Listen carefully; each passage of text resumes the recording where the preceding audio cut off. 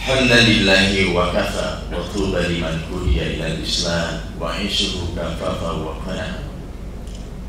Salatan wa salaman ala hadai Nabiul Karim Muhammad sallallahu alaihi wasallam, mursyidul ummah ila yaumil qiyamah. Asyhadu an la ilaha illallah wahdahu la syarika lah, wa asyhadu anna Muhammadan abduhu wa rasuluhu la nabiyya wa la rasula ba'da. Faqala Allah ta'ala fi kitabihil karim, a'udzu billahi minasy syaithanir rajim. Huwal ladzi ba'atha fil ummiyina rasulan minhum yatlu 'alaihim ayatihi wa yuzakkihim wa yu'allimuhumul kitaba wal hikmah wa in kanu min qablu lafi dhalalin mubin. Wa qala fi ayatin ukhra, laqad kana lakum fi rasulillahi uswatun hasanah liman kana yarjullaha wal yawmal akhir wa dzakarallaha katsiran. Ayyuhal hadirun, usikum wa nafsiya bi taqwallah faqad fazal muttaquna haitsu qala ya ayyuhalladzina amanu taqullaha haqqa tuqatih wa la tamutunna illa wa antum muslimun. Standarisasi akan pemahaman muqarrar atau manhaj atau kurikulum Islam sudah ditoyahkan dengan baik oleh kanjeng Nabi Muhammad SAW, dan itu terlihat jelas mulai aktivitas 13 tahun di Makkah Al-Mukarramah dengan memasang pancang-pancang kalimat tauhid la ilaha illallah, dimulai dari keluarganya, para sahabatnya, dan umat Islam secara umum. Kemudian perjuangan Nabi diteruskan hijrah ke Madinah, dan selama 10 tahun beliau menyebarkan akan perennial values atau an-nadaid al-khaliyah yang tidak akan lekang karena panas dan tidak laku karena hujan. Itu pun menjadi torehan sejarah yang sangat bermakna bagi umat Islam di seluruh dunia. Ifadillah sidang Jumat yang dimuliakan Allah Subhanahu wa ta'ala. Upaya standarisasi ini tentunya sudah harus dihormati oleh semua umat Islam, termasuk kita yang ada di sini. Dan bukan sebuah attitude yang baik menurut khatib tatkala seorang muslim itu menyimpang dari ajaran atau tidak berperilaku beramalan Islam itu melanggar dari surat edaran Allah Subhanahu wa ta'ala yang berjumlah 114 surat itu, dan menyimpang dari standar operating prosedur yang sudah digariskan oleh kanjeng Nabi Muhammad SAW. Dan siapapun yang distorsi, menyimpang amalan keislamannya dari SE dan SOP ini, maka dia akan terkena audit Allah Subhanahu wa ta'ala semenjak dia akan balik atau sebagai seorang ibadillah yang dimuliakan Allah Subhanahu wa ta'ala. Sudah banyak mimbar-mimbar atau kajian-kajian yang mengedepankan keteladanan Nabi kita Muhammad SAW di dalam mengajari Islam kepada para umatnya. Dan itu tidak pernah luput dari tradisi umat Islam di Indonesia mengenai bagaimana mereka memperingati Maulidun Nabi SAW di setiap tanggal 12 Rabiul Awal. Walaupun tanggal ini diyakini didasarkan pada sebuah hadis Ibnu Umar yang menurut screening para ahli hadis itu diyakini sebagai hadis yang lemah, dan para ahli hadis sepakat bahwa tanggal 12 Rabiul Awal itu bukan kelahiran Nabi Muhammad SAW. Jika tidak ada nas dalil syar'i baik Al-Quran maupun hadis yang menginformasikan kepada kita tentang itu, maka dikembalikan kepada kajian historical atau sejarah dan ilmu falak. Dan menurut mereka bahwa kelahiran Nabi kita Muhammad SAW adalah date yang harusnya hari Senin, harusnya dituangkan hari Kamis, sesungguhnya beliau dilahirkan pada hari Senin, sehingga tanggal 9 Rabiul Awal itu diyakini sebagai tanggal yang valid akan kelahiran Nabi kita Muhammad SAW, dan ini dinukil oleh Syekh Al-Utsaimin dan kitabnya Al-Qaul Al-Mufid ala Kitab Tauhid. Ibadah sidang sholat Jumat yang dimuliakan Allah Subhanahu wa taala, khatib akan sedikit mengajak jamaah kontemplatif merenungkan apa-apa yang kita bisa teladani dari kanjeng Nabi Muhammad SAW. Karena hanya dua nama, saudara, hanya ada dua nama yang langsung mendapat award dari Allah Subhanahu wa taala dengan redaksi yang mirip. Yang pertama sebagaimana khatib bacakan tadi ayatnya, laqad kana lakum fi rasulillahi uswatun hasanah. Sungguh ada role model yang baik, suri tauladan yang baik pada diri kanjeng Nabi Muhammad SAW bagi kita semua. Dan kalau khatib ringkas, apa aja yang bisa kita jadikan cermin dari beliau itu tercermin dari 3 pilar bagian utama. Pilar pertama adalah bab tauhid atau bab akidah. Sudah distandarkan juga dalam manhaj dan muqarrar beliau bahwa Allah itu Maha Esa atau Qul huwallahu ahad. Konsep teologi yang bersifat monoteisme inilah yang sampai hari ini masih diyakini umat Islam di seluruh dunia. Namun demikian, disayangkan sekali pemahaman daripada konsep monoteisme ini terdistorsikan dengan beberapa pemahaman saudara kita dengan menganut konsep teologi yang politeisme secara tidak langsung. Karena sebagian umat Islam kita lihat masih dengan happy-nya menduakan Allah Subhanahu wa taala di dalam kehidupannya. Yang seharusnya kita meyakini yang memberi rezeki kita itu hanya Allah. Sebagian umat ini memahami bahwa yang memberi rezeki adalah bosnya. Ini tentu saja keliru. Yang seharusnya yang maha mengatur alam ini Allah, yang maha memberi kekuatan ini hanya Allah Subhanahu wa taala. Tapi sebagian saudara kita memahami bahwa ada kekuatan melalui perantara lain selain Allah Subhanahu wa taala. Mereka adalah saudara-saudara kita yang melakukan kolaborasi dan perjanjian kerjasama dengan jin, syaitan dan lain sebagainya. Alhamdulillah. Dan itu di dalam bahasa tauhid kita dikenal dengan istilah asyirku billah, an taj'al lillahi niddan, menjadikan sekutu atau menjadikan ada Tuhan, keyakinan yang disandarkan kepada selain Allah Subhanahu wa taala. Dan ini termasuk kriminalitas besar sekali di dalam keyakinan umat kita atau di dalam din Islam itu sendiri.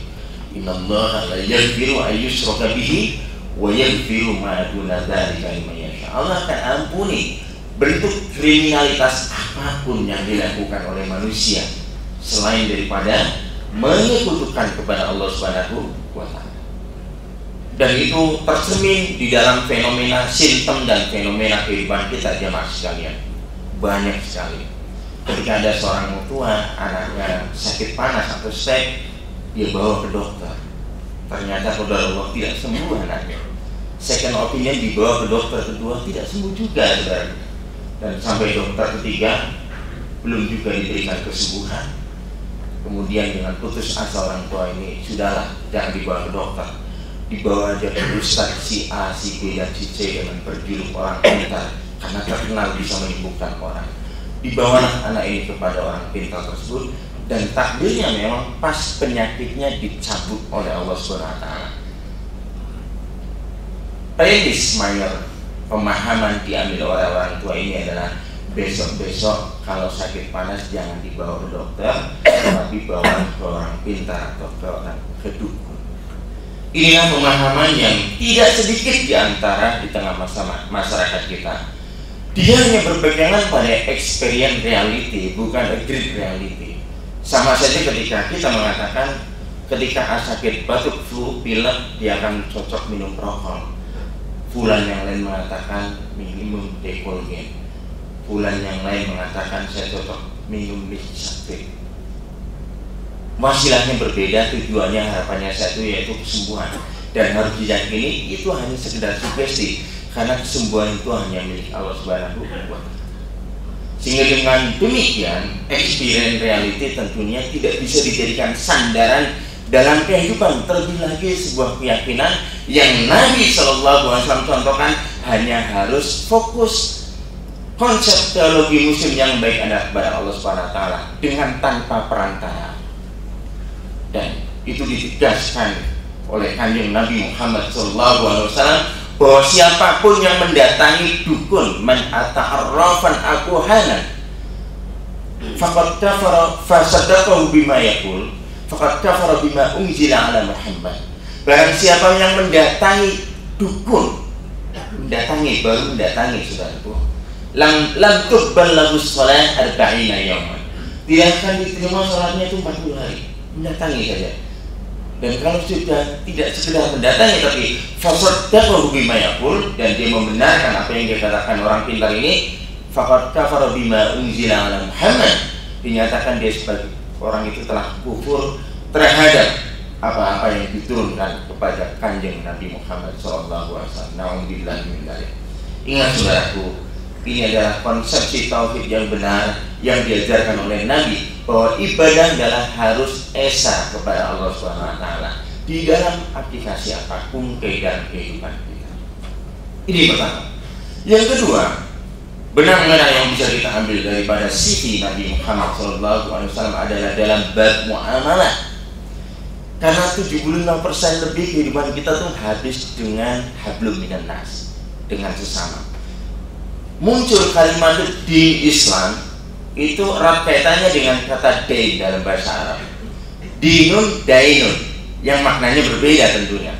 Kalau din adalah konsep hidup, yang di dalam terjemah bahasa Indonesia adalah agama, walaupun tidak representasi terjemahan agama untuk kalimat din dalam bahasa Arab.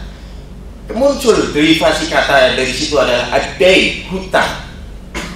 Seorang yang melakukan hutang piutang itu juga diatur sedemikian rupa dalam SE Allah dan SOP Nabi Muhammad SAW, supaya di dalam menghutangkan itu tidak boleh ada kelebihan.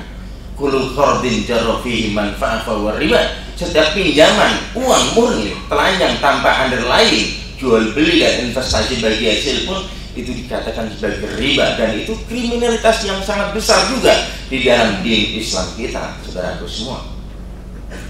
Dan itu ditegaskan dalam sebuah hadis riwayat Abu Daud dan Tirmidzi, walaupun hadisnya hasan, ar-riba 73 baban wa innaha misla an ya'ti ar-rajul ummah. Dosa pintu riba itu ada 73 pintu. Yang paling ringan, saudaraku, sebagaimana anak kandung laki-laki menzinai ibu kandungnya sendiri. Na'udzubillah min dzalik. Karena dosa ribawi, perilaku uzuri ini dampaknya masif, bisa menyebabkan sistemik dan sistematik risk, dan bisa menyebabkan tatanan ekonomi rusak sedemikian rupa, bubble ekonomi dan lain sebagainya. Itu adalah dalam bab muamalah yang kecil. Di lain pihak, dalam bab muamalah sisi Nabi juga mengajarkan tidak boleh melakukan cheating atau tadris, mengurangi timbangan dan sebagainya. Makanya para pedagang diancam oleh kanjeng Nabi, ya ma'syar tujar innakum satub'asuna yaumal qiyamati fujjar illa bar wasodak. Wahai para pedagang yang suka hidup di tataran supply dan demand, karena kata Nabi, setan itu paling banyak berkeliaran di pasar. Di mana ada supply dan demand, itulah pasar, dan di situ juga setan banyak menggoda anak Adam. Waspadalah, warninglah kalian kalau jadi pedagang. Kecuali para pedagang ini akan berbuat jujur dan bertakwa kepada Allah SWT, maka dia akan terhindar dari api neraka. Sedikit saja kita mengurangi kuantitas daripada timbangan, maka sudah diancam oleh Allah SWT dengan ganjaran api neraka. Wailul lil mutaffifin alladzina idza talu 'alan nasi yastawfun wa idza kaluhum aw wazanuhum yukhsirun, dan lain sebagainya. Berikutnya dalam bab muamalah juga kita dilarang untuk melakukan manipulasi supply dan manipulasi demand, penggorengan saham dan sebagainya, insider trading dan sebagainya, monopolistic trend dan sebagainya. Ini adalah bab-bab perihal transaksional yang tidak direkomend oleh Nabi kita Muhammad SAW, sehingga harus diambil. Umat Islam ini ibrah dari kanjeng Nabi, memperingati Maulid Nabi setiap tahun, tetapi action plan dan program kerja dalam kehidupan kita bermasyarakat dan berorganisasi tidak pernah mau menengok bagaimana Nabi kita contohkan sesuai dengan SOP-nya. Sidang Jumat yang dimuliakan Allah Subhanahu wa taala, bab yang ketiga yang bisa diambil adalah bab akhlak. Sudah tidak diragukan lagi. Beliau mengatakan innama bu'istu liutammima makarimal akhlak, bahwa aku ini diutus nih untuk menyempurnakan akhlak kalian. Yang tadinya suka minum keras tinggalkan, yang tadinya gemar jodes yang melakukan perbuatan maksiat tinggalkan, yang tadinya tidak gemar menyantuni fakir miskin, ayo kita santuni. Yang tadinya kalau ketemu orang tuh mukanya manyun, tidak pernah senyum, ayo kita bersahabat dengan saudara kita, dan lain sebagainya. Dalam bab akhlak Nabi sungguh sangat luar biasa, dan Allah sendiri langsung memuji kanjeng Nabi, wa innaka la'ala khuluqin 'adzim. Sungguh pada dirimu ya Muhammad, hambaku ini sebuah akhlak, etika, perilaku yang sangat luar biasa. Dan itu dicontohkan ketika ada seorang Yahudi buta yang jodohnya setiap hari itu melempari Nabi kita. Ketika Nabi akan pergi ke masjid, dilempari dengan kerikil, diludahi, dijuluki sahir, kahin dan sebagainya. Tapi begitu selesai sholat, Nabi kita justru memberikan sedekah buat Yahudi buta ini. Di setiap dilempari batu diberikan sedekah oleh Nabi kita Muhammad SAW. Sampai ketika kanjeng Nabi dipanggil Allah SWT, tradisi ini diteruskan oleh sahabatnya Abu Bakar As-Siddiq. Dan ternyata ketika diteruskan oleh sahabat beliau, dipeganglah tangan sahabat Abu Bakar oleh Yahudi buta ini. Siapa anda? Kok tangannya berbeda dengan orang yang biasa ngasih saya setiap hari? Mana orang itu? Yahudi buta ini bertanya, mana orang yang biasa ngasih saya? Kok tangannya berbeda? Iya Bapak Tua, saya bukan orang yang biasa setiap hari ngasih sedekah kepada Bapak. Karena orang yang setiap hari ngasih sedekah kepada Bapak sudah dipanggil Allah Subhanahu wa taala, dan itulah Nabi Muhammad yang setiap hari Anda lempari dengan kerikil dan batu Anda ludahi. Berlinang air mata Yahudi buta ini dan langsung mengucapkan syahadatain Allahu Akbar. Inilah kekuatan akhlak. Dalam marketing pun dikatakan oleh para pakar bahwa sehebat apapun you punya produk, kalau Anda tidak punya excellent service, dan ini bagian dari akhlak, orang akan meninggalkan kita. Tidak cukup punya unit selling proposition yang cukup, maka orang juga akan meninggalkan kita. Dan ini sudah dicontohkan oleh kanjeng Nabi Muhammad di dalam berbisnis, di dalam bermuamalah, dan dalam berinteraksi dengan musuh-musuh Islam sekalipun. Barakallahu li wa lakum fil Qur'anil 'azim. ونفعني فيما فيه من الآيات وذكر الحكيم وتقبل الله مني ومنكم تلاوته إنه هو الغفور الرحيم.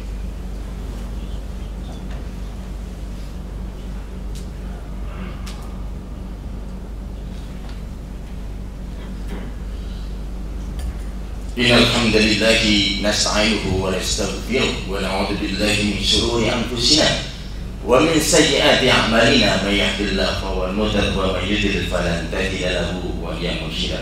أشهد أن لا إله إلا الله وحده لا شريك له وأشهد أن محمدا عبده ورسوله لا نبي ولا رسول بعده. Ibadah sidang salat Jumat yang dimuliakan Allah Subhanahu wa taala.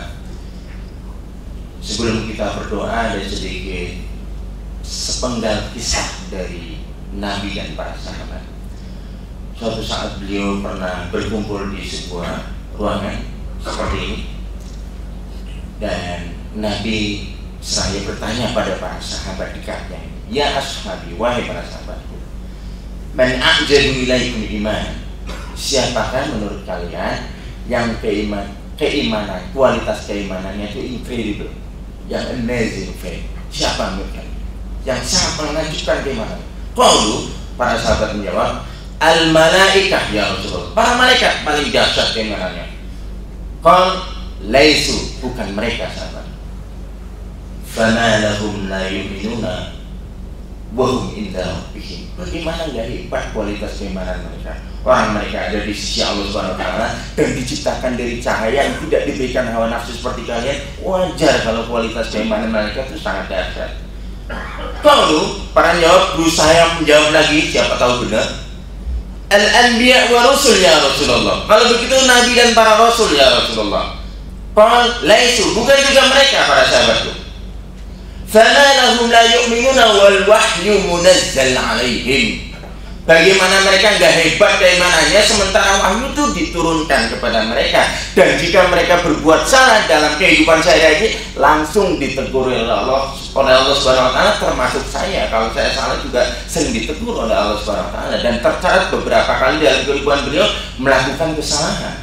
Bahkan seringkali istihad Umar yang diterima oleh Allah Subhanahu wa Ta'ala dibanding dengan istihadnya Nabi kita Muhammad Sallallahu Alaihi Wasallam dalam bab ekonomi dan dalam bab apapun ibadah beberapa kali, dan itu ditunjukkan dalam kitab Sirah An-Nabawiyah. Kalau begitu, yang paling hebat temananya fanahnu ya Rasulullah, kami paling hebat. Sedikit narsis para sahabat mengakui dirinya paling jago keimanannya. Kalau lastumnya sabi, bukan kalian juga. Kalau faman ya Rasulullah, kalau begitu siapa? Ummatan ya'tuna min ba'dikum, segolongan umat yang datang setelah kalian, ya kita ini.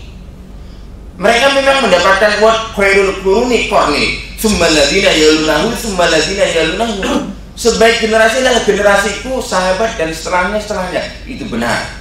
Karena Nabi yang ada di tengah-tengah mereka.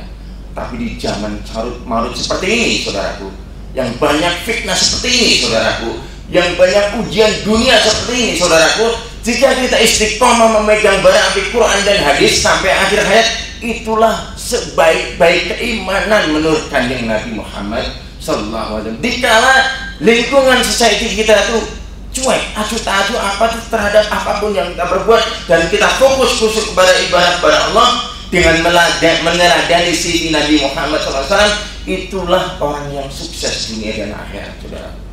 Nggak ada lagi yang lebih dari itu. Begitu kecil dunia ini di mata Allah Subhanahu wa Ta'ala.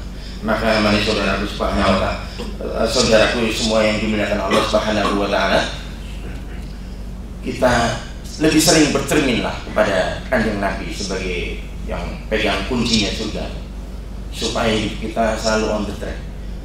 Karena dalam beribadah pun kalau nambah bid'ah itu nggak akan diterima, kalau mengurangi itu takfir juga tidak akan diterima, kalau menyelewengkan itu tahrif juga tidak akan diterima. Siapapun yang menentang, melawan, menambah, mengurang, menyelewengkan dari SE dan SOP yang ada 11.750 SOP dengan redaksi pengulangan atau 11.250 hadis dengan tanpa redaksi pengulangan itu, maka tidak akan diterima itu amalnya, saudara. Maka itu mari kita berdoa kepada Allah SWT agar kita diistiqomahkan sampai akhir hayat kita itu menjadi husnul khotimah yang selalu menjadikan kanjeng Nabi sebagai idola dalam kehidupan kita. Innallaha wa malaikatahu yusholluna 'alan nabi ya ayyuhalladzina amanu shallu 'alaihi wa sallimu taslima. Allahumma ighfir lil muslimina wal muslimat wal mu'minina wal mu'minat al ahya'i wal amwat innaka sami'un qaribun mujibul da'wat wa yaqdiyal hajat. Allahumma arina al-haqqa haqqan warzuqna ittiba'a wa arina al-batila batila warzuqna ijtinaba.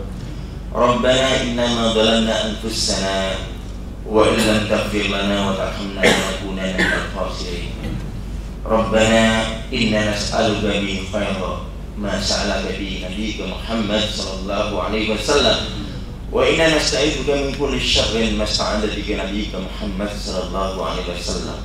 Rabbana inna na'udzu bika minal 'azzi wal khazal wa na'udzu bika min ghalabati ad-dain wa qahri rijal wa na'udzu bika min ghalabati ad-dain wa qahri rijal bi rahmatika ya arhamar rahimin. Allahumma aghnina bi halalika an haramika ya Allah. Allahumma aghnina bi halalika an haramika ya Allah. Rabbana hab lana min azwajina wa dhurriyyatina qurrata a'yun waj'alna lil muttaqina imama waj'alna lil muttaqina imama. Rabbana atina fid dunya hasanah wa fil akhirati hasanah wa qina adzaban nar. Subhana rabbika rabbil izzati amma yasifun wassalamun 'alal mursalin walhamdulillahi rabbil alamin. Ibadallah, innallaha ya'muruna bil 'adli wal ihsan wa ita'i dzil qurba wa yanha 'anil fahsya'i wal munkar wal baghi ya'idukum la'allakum tadhakkarun. Wa la dzikrullahi akbar wallahu ya'lamu ma tasna'un.